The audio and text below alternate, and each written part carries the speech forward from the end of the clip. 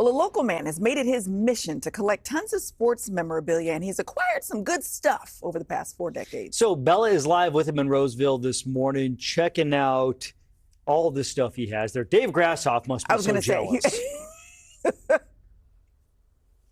I know. I love it. Dave Grassoff, even Ben was like, this sounds like a Cody's Caravan segment, but sorry guys, because I grabbed it today. We're here with Greg, who's been collecting for 40 years. Now, one of our anchors was like, that's longer than you've been alive. And you know what? You're right. You're right, John. I hope that makes you feel good. But Greg, thank you so much for being here with us. How you doing today? Oh, you're very welcome. I'm doing just fine. Thank you. Yes. Okay, so thank you for putting everything on display. But before we get into it, just tell us a little bit about yourself and, how'd you get started doing all this? Started doing this because I love sports. I love baseball, love football. Been following the game all my life. My dad introduced me to baseball. He loved it too. And when I was a kid, I used to go buy baseball cards at the local grocery store. And I've never really lost that interest in collecting. Yeah. And so that's it. I think it's funny how you said the grocery store. Yeah. I think that is so cool. Kind of tell me about the tradition of the collection of the baseball cards and, what does that mean to you to have and with your dad?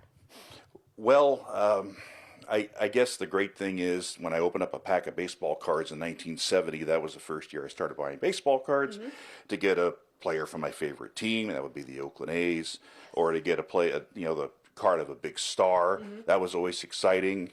I didn't do a whole lot of trading with my friends, but I enjoyed the cards. It was very interesting and fun thing to do for me as a kid. Yeah, and you have some great things on display for us. I did definitely want to talk about this 1970 scorecard. This caught my eye right away. Can you tell us a little bit about the story behind this? I sure can. In September of 1970, the Oakland A's, near the end of their season, had a fan appreciation day. And at that, when you could go on the field, and the players were there, you could take their picture. Well, my dad and I were not too far away from the California Angels dugout. And my dad thought, well, let's go over and pay them a visit. There were some Angel players in the dugout. So we actually walked into the dugout and got the autographs of some of the players. In fact, we have an autograph on the front of a pitcher named Tom Murphy, who for the Angels, and I remember him making a very sarcastic comment, something to the effect of, "Wow, I didn't know they were letting little kids into the dugout."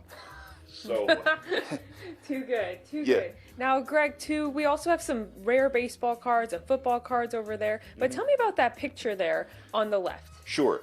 That is from my hopefully soon-to-be published book on the California State League. That's a league that was in existence in the state from 1903 through 1910. It had a very interesting and colorful history because its owners decided that they weren't going to play by the rules.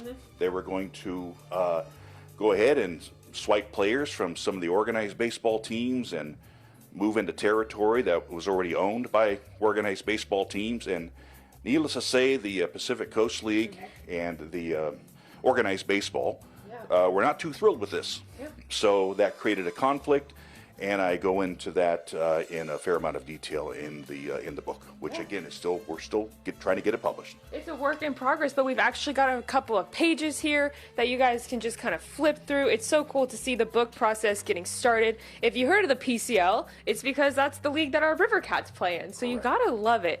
Greg, what is your favorite part about collecting before we wrap up? Oh, I think the thrill of finding something new, something that I haven't seen before. I was very happy when I was able to acquire these two posters here. These are from the 1969 Topps. This is a year before I started collecting, but it was only one poster to a pack, so hopefully when you open up the pack you bought, you got a team that you liked. And I saved a couple of them. I have the Oakland A's poster from 1969 and also the San Francisco Giants from 1969. Very cool. Greg, thank you for hanging out with us this morning. We appreciate it. Eat your heart out, Dave Grassoff. Back to you guys. I'm sure he is already. That's really cool. Bella, thank you so much.